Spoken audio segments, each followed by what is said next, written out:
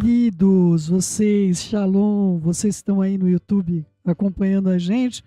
Eu peguei aí um probleminha respiratório com questão dessas queimadas aí, tive, né? E o Orochi Carlos também, mas nós já estamos bem melhores, graças à bondade do Eterno e ao amor dos filhos, né? Até fazendo sopinha pra gente. Vê se pode, queridos, vê se pode, né? É os pais que têm que tesourar para os filhos, mas os filhos que acabam tesourando para os pais, né? Então, amados, nós vamos seguir aí com o nosso estudo. Eu acabei não podendo estar ontem, na terça-feira, hoje é quarta, o dia que eu estou gravando aí para vocês, né? Mas nós continuamos seguindo estudando o campo da batalha da mente.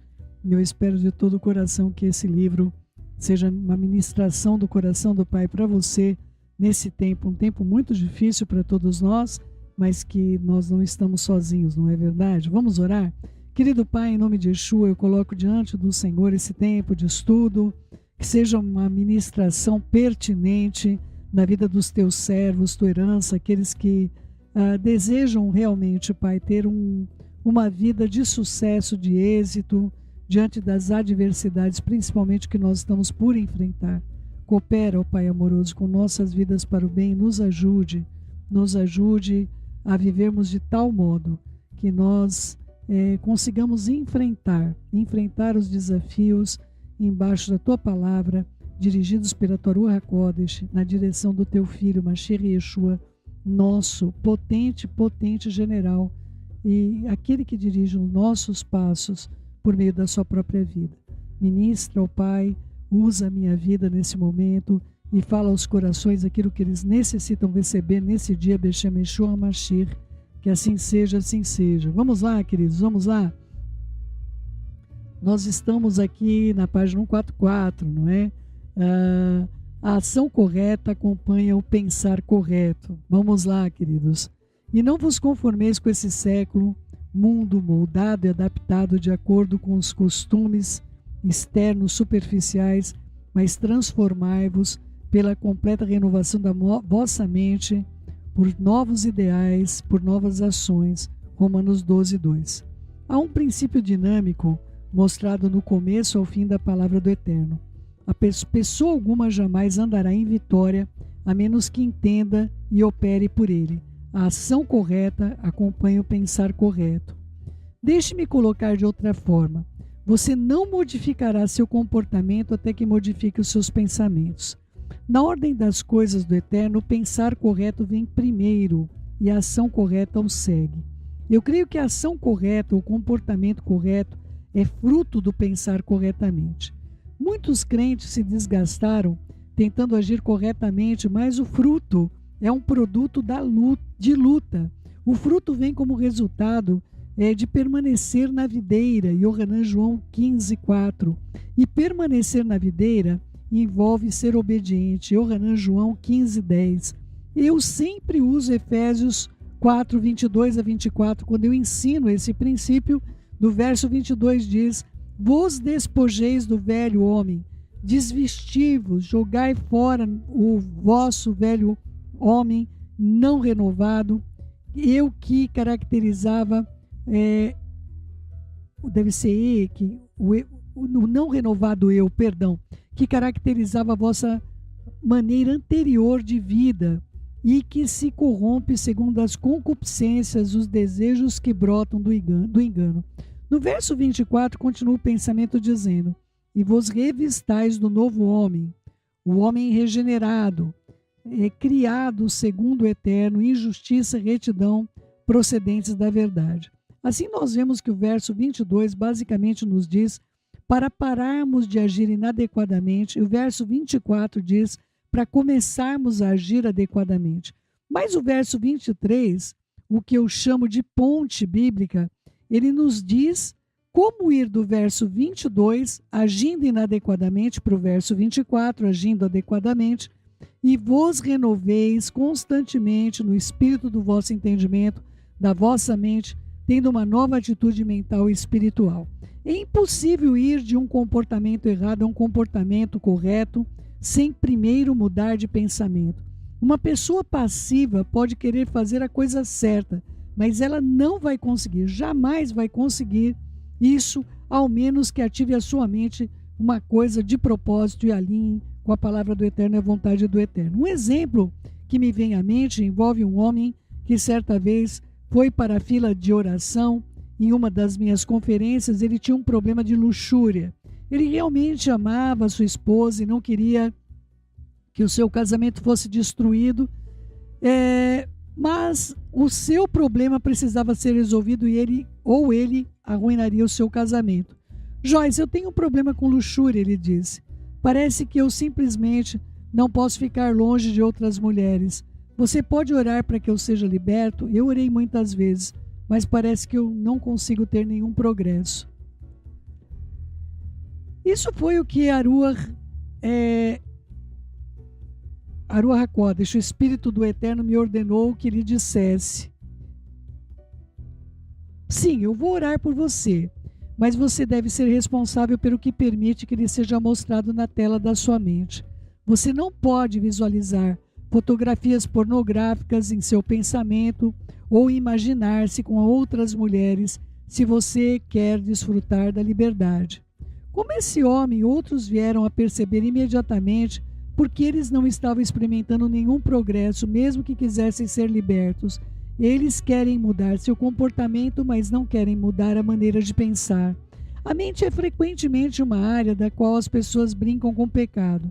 Eu queria dar uma paradinha justamente aqui, queridos, acerca dessa tela mental, que hoje, na verdade, virou o tal de uma tela, até chamam o programa disso de Windows, porque literalmente é uma janela, mas aonde você necessariamente, por exemplo, não precisa, uma pessoa que teve acesso à pornografia, ela não tem que acessar a pornografia, ela só tem que lembrar de coisas que ela viu. Alguns casos nem é o que viu, é o que se imaginou, mas nós temos o poder de fazer isso com a nossa mente. Nós temos o poder de criar situações com a nossa mente, assisti-las como se a gente tivesse assistido um filme, e eu acredito que isso é algo tão maligno, queridos. Eu creio que a base também de toda obra e produção de programação negativa, muitas vezes nós mesmos hoje, nós temos muita dificuldade de estar trabalhando como, por exemplo, o Projeto Niche Kids, ou com os clipes, os videoclipes do Ministério, porque a condução disso não é uma condução apelativa, é uma condução espiritual, não é? Mas tudo aquilo que quer cooptar você vai ter uma condução apelativa, vai ter uma condução... eu já compartilhei com vocês há um tempo atrás, com relação a esse tipo de programação mental.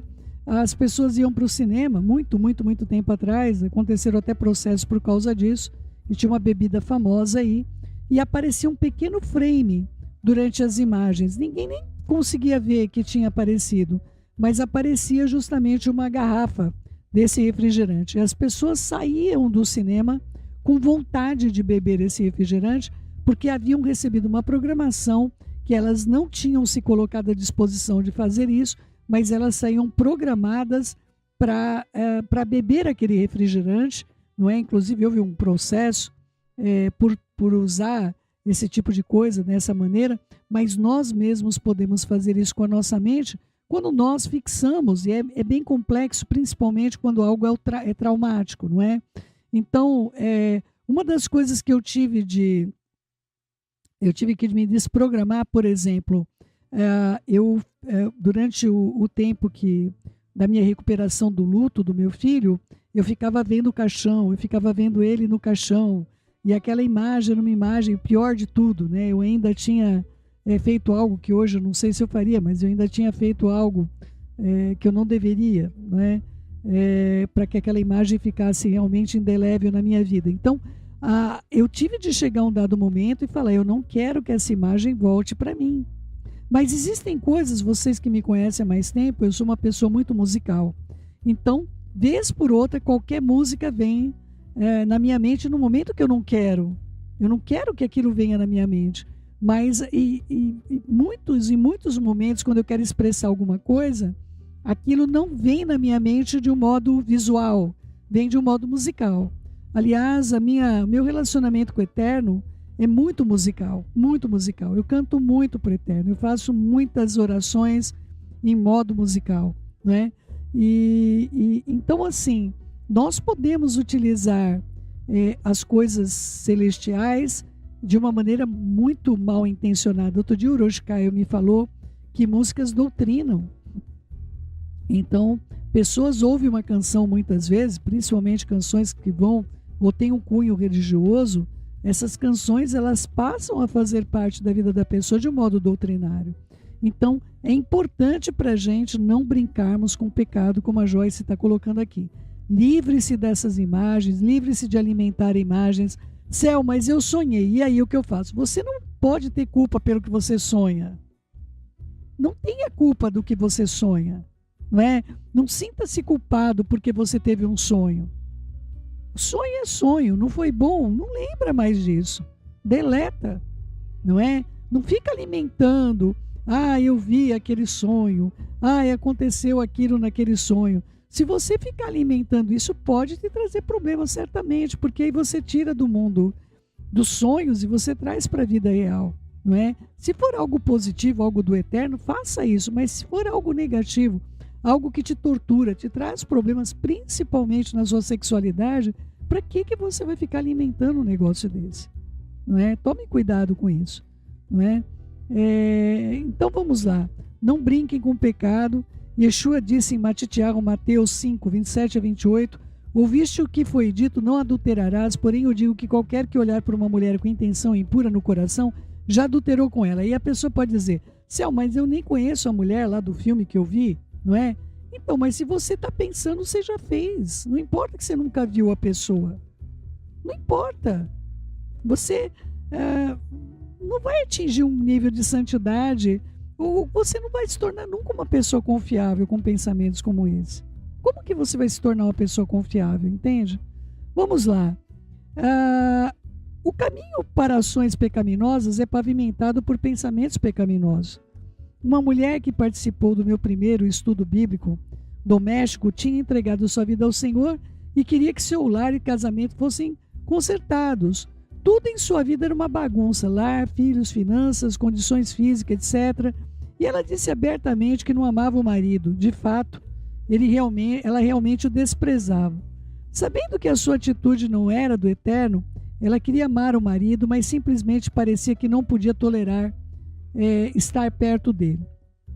Nós oramos e todos oraram, compartilhamos as escrituras com ela e lhe demos fitas para ouvir, fizemos tudo o que sabíamos, embora ela parecesse estar seguindo nossos conselhos, ela não progredia. E o que estava errado? Durante essa sessão de aconselhamento, foi revelado que ela havia sido uma sonhadora toda a vida. Ela estava sempre imaginando uma existência como num conto de fadas, do qual ela era a princesa. O príncipe vinha para a casa do trabalho com flores e doces, emocionando-a com a sua devoção a ela. Ela passava os dias pensando em coisas assim. E quando o marido, cansado, acima do peso, suado, sujo, chegava em casa depois do trabalho, com o dente faltando, ela simplesmente o desprezava.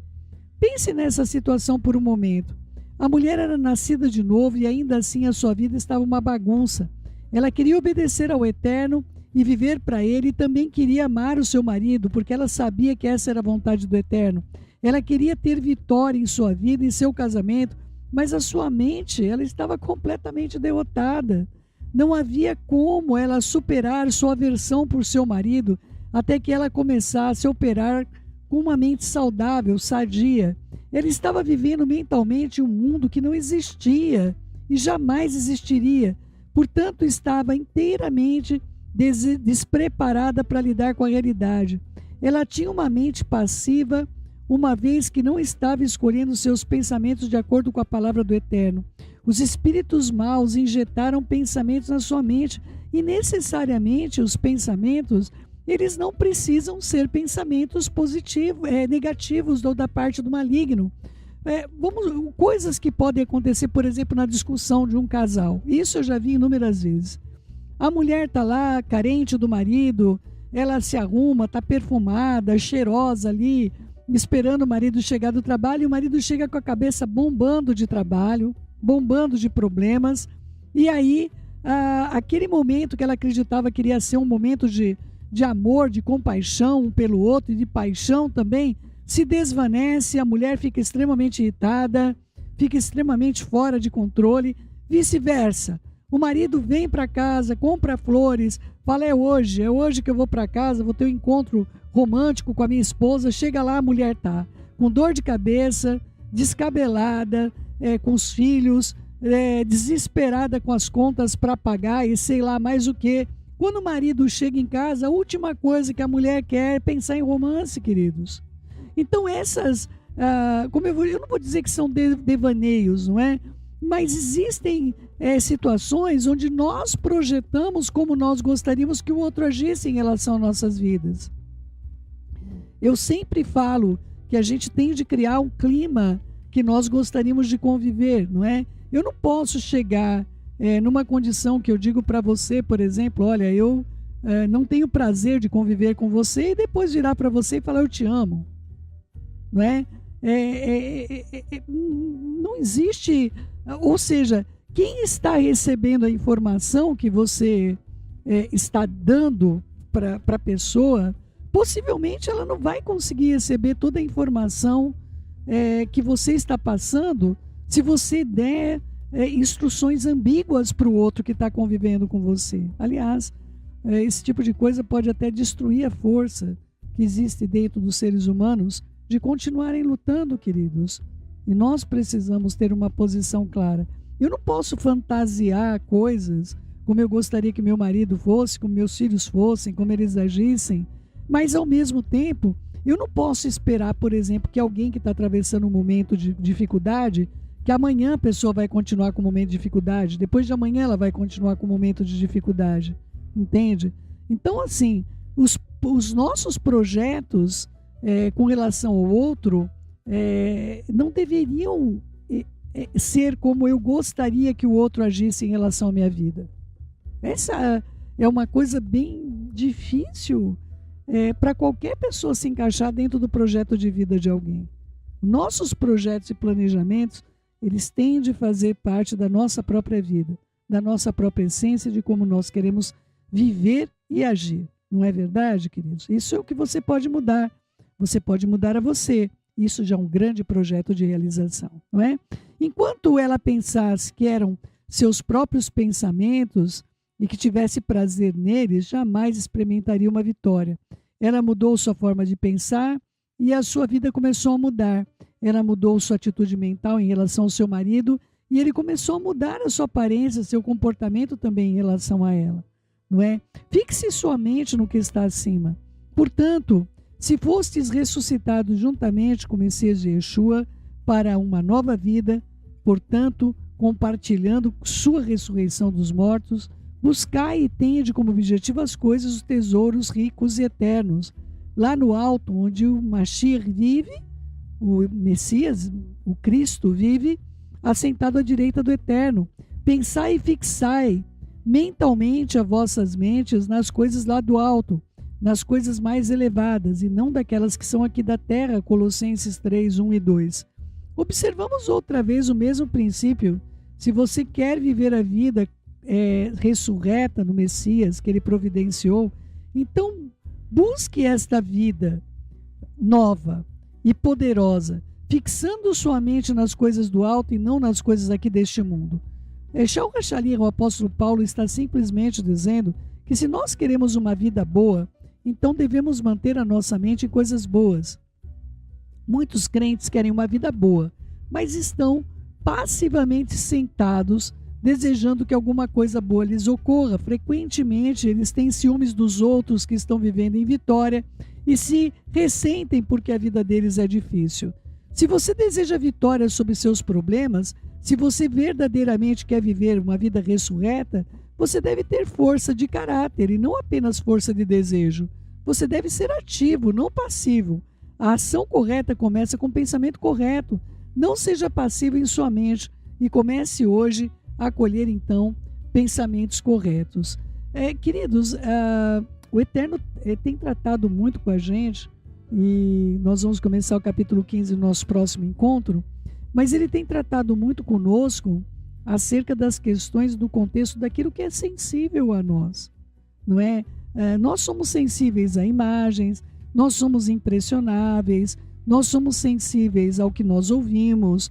Por exemplo, se você, vamos supor que você está preparado para ir numa celebração, minha filha agora está para casar, não é? Então, ela e o meu filho do coração, que eu ganhei um filho, bendito seja o nome do Eterno, eles estão preparados para ir para uma celebração de casamento com todo o coração. Eles querem fazer coisas positivas. Eu também desejo que tudo seja positivo, não somente para eles, mas também para os convidados que estarão ali, não é? E acontece que, vamos supor que você esteja indo com todo o seu coração para fazer alguma coisa e de repente uma situação contrária ocorra. Pode ser uma situação contrária, a mulher das flores não entregou as flores, vamos supor. Não é o caso, porque eles mesmos vão comprar as flores, por isso que eu estou dando um exemplo do que não pode acontecer, porque senão a gente dá ideia até para o maligno, né? Então, vamos supor lá que a pessoa da floricultura que ia trazer a decoração não trouxe, tudo bem? Isso já é um motivo para a gente poder colocar e fixar o nosso pensamento. Olha, as flores não vieram, como se fosse um impeditivo para o casamento, as flores não chegarem. Eu estou dando esse exemplo para você, porque qualquer situação sensível a nós, ela pode nos afetar, e nós temos camadas. Nós temos camadas, queridos, não é? Se você já estudou sobre radiação, você sabe, por exemplo, que uma radiação odontológica, ela não tem profundidade de radiação. Toda radiação é ruim, tá, queridos?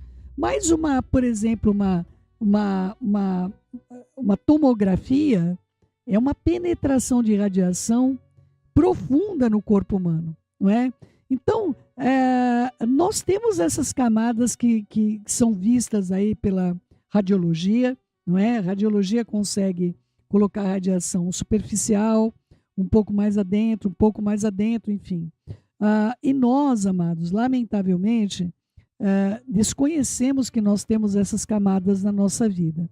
Então, existem coisas que vão afetar você superficialmente, mas existem coisas que podem afetar você profundamente. Eu acredito que você entenda bem isso também na área de saúde, não é?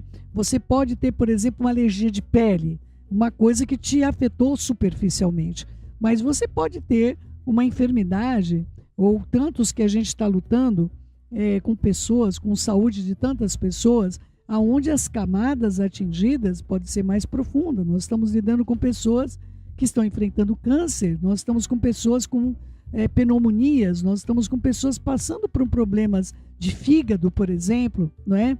Então, essas camadas são camadas mais profundas, e quanto mais profundo, se você vê uma coisa que eu tenho de pele, não é tão profundo para mim esse tratamento do que se eu tenho um problema na vesícula, por exemplo, não é? Onde é necessário uma ação invasiva para poder corrigir o problema que eu tenho. Então, nós também temos camadas de profundidade. E o que é que o Eterno pede sobre tudo que você tem de guardar? Que você guarde o seu coração, porque dele procede as fontes da vida, não é? Jorram as fontes da vida. Então, queridos, esse coração nosso, ele precisa ser guardado. E é claro, se você está num ambiente onde as pessoas te desanimam, dentro de casa, onde no seu trabalho talvez as pessoas te critiquem ou continuamente estão pingando, não é? Então pinga na superfície, vai adentrando igual a pedra, né? Vai pingando, vai sendo mais profundo na vida das pessoas. Eu oro de todo o meu coração que você consiga guardar o seu coração, você consiga olhar os seus limites, você consiga se comunicar com as pessoas que possam estar sendo usadas para que você desfaleça, não é? Dependendo da proximidade que você tem, talvez falar, olha, isso tem sido um instrumento para que eu desfaleça ou para que eu não tenha energia para seguir com o meu propósito. Outra, se você dizer, vai fazer mais. Tá sendo ruim? Então eu vou ferir mais um pouco, não é? Então, amados, que haja sabedoria da parte do Eterno sobre a sua vida, sobre a minha vida, para lidarmos com dias maus. O que nós não podemos ficar na nossa mente, queridos, por exemplo, é a febre que é o fim dos tempos. Amados, o que muda para você que nós estamos no fim dos tempos? Por que isso tem que fazer parte da sua vida? Por que isso não faz parte da vida da maior parte das pessoas que não sabem que nós estamos no final dos tempos desta era, o início de uma nova era? Então, que o Eterno ministre ao seu espírito, ao seu coração, as coisas que você se auto-sabota. Aí, no caso, não são outros que estão sabotando você. É a nossa autossabotagem que tem a nossa mente colocada objetivamente em um ciclo frenético, que pode estar fazendo isso conosco. Então, eu desejo de todo o coração que nós, principalmente nesse novo tempo que nós estamos entrando, que nós tenhamos realmente a consciência desse campo de batalha da mente, o qual nós estamos entrando. E o Eterno falou para amar de todo o nosso coração, de toda a nossa alma e de toda a nossa força. A nossa força são nossas posses, é o que nós temos, é o que nós possuímos, é o nosso corpo, a energia corporal que nós temos para trabalhar. E muitas vezes, queridos, nós vamos estar fazendo as coisas desta maneira, por meio das forças que Ele nos deu para seguirmos. E Ele é poderoso para te fortalecer cada vez mais, de modo que você jamais venha a ser envergonhado e nem confundido. Em nome de Yeshua, nosso Mashiach. Vamos juntos? Vamos juntos? Que o Eterno bendiga você. Beijos no coração. Fique na Shalom do nosso Pai.